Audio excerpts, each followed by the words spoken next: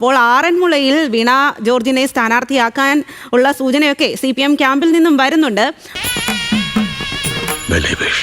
ഈ കപ്പൽ ആടി ഉലയുകയില്ല സാർ എന്ന് പറഞ്ഞ് നമുക്ക് അറിയാം. ആരോഗ്യമന്ത്രി വീണ ജോർജിന്റെ വിശ്വവിഖ്യാതമായിട്ടുള്ള വാക്കുകളാണ് അതൊക്കെ. എന്റെ ഈ അന്ന സത്യം ഞാനങ്ങനെ ചെയ്തിട്ടില്ല. വെറുതെ കഴിഞ്ഞ ആഴ്ച നടന്ന കാര്യങ്ങൾ പറഞ്ഞ് എന്നെ നാറ്റിക്കരുത്. ആരോഗ്യവകുപ്പ് ആടി ഉലഞ്ഞ പല സന്ദർഭങ്ങളും നമ്മൾ കണ്ടിട്ടുണ്ട്. ഉള്ളിൽ അർത്ഥമുണ്ട്, അതൊന്ന് ആലോചിച്ച് നോക്ക്. പക്ഷെ അതിനെല്ലാം സധൈര്യമായിട്ട് മന്ത്രി നേരിടുകയും ഉണ്ടായി. ആരോഗ്യവകുപ്പിൽ തന്നെ പൊൻതൂവൽ ചാർത്തിയ ഒരുപാട് കാര്യങ്ങൾ ഉണ്ടാകുകയും ചെയ്തിട്ടുണ്ട്.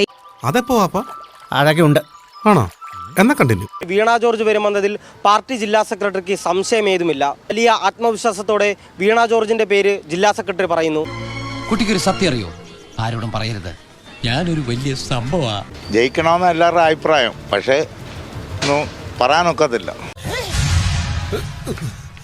ഇപ്പൊ എന്താ പറഞ്ഞ? ജയിക്കണമെന്ന് എല്ലാവരുടെ അഭിപ്രായം, പക്ഷേ ഒന്നും പറയാനൊക്കത്തില്ല. സന്തോഷായി, നല്ല സന്തോഷായി.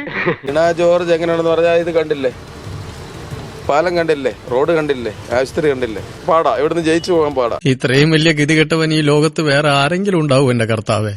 പാലം പണി തന്നെ നിങ്ങൾ കണ്ടില്ലേ, നമുക്ക് എന്തുമാത്രം ബുദ്ധിമുട്ടും കാര്യങ്ങളൊക്കെയാണ്. ഓട്ടോ ഇല്ല, കാര്യങ്ങളില്ല, മനസ്സിലായില്ല, ഒരു രൂപയ്ക്ക് പ്രയോജനമില്ല. കണ്ടില്ലേ, നിർത്തി അവമാനിക്കുവാണെന്നില്ലേ ഈ കിടക്കുന്ന കിടപ്പ് കണ്ടില്ലേ.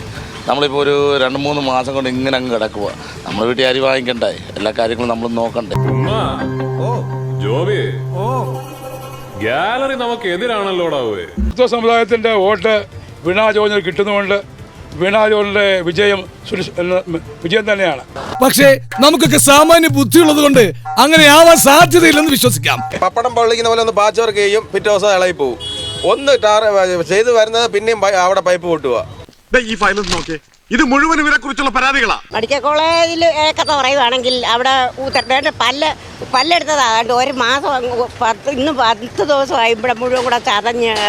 ഇതിന് കഴിവെന്നല്ല, കഴിവ് കേടെന്നാ പറയുന്നത്. എല്ലാ ആൾക്കാരും വഴക്ക് പറഞ്ഞു. പ്രൈവറ്റിൽ പോയി കാശ് കൊടുത്ത് പ്രൈവറ്റിൽ പോകുന്നതും ഗവൺമെന്റിൽ പോകുന്നതിന്റെയും ഗുണമായി കാണിച്ചേക്കുന്നതെന്ന്. കാര്യം സത്യമാണെങ്കിലും എനിക്ക് അംഗീകരിച്ചു കൊടുക്കാൻ പറ്റുമോ? ജയിക്കാൻ സാധ്യത കുറവാണ്. 2 തവണ ജയിച്ചെന്ന് പറഞ്ഞിപ്പം അങ്ങനെ പറ്റുമോ? ഇപ്പം എല്ലാ പ്രാവശ്യവും ഒരാൾക്ക് തന്നെ ഇരിക്കാൻ പറ്റുമോ?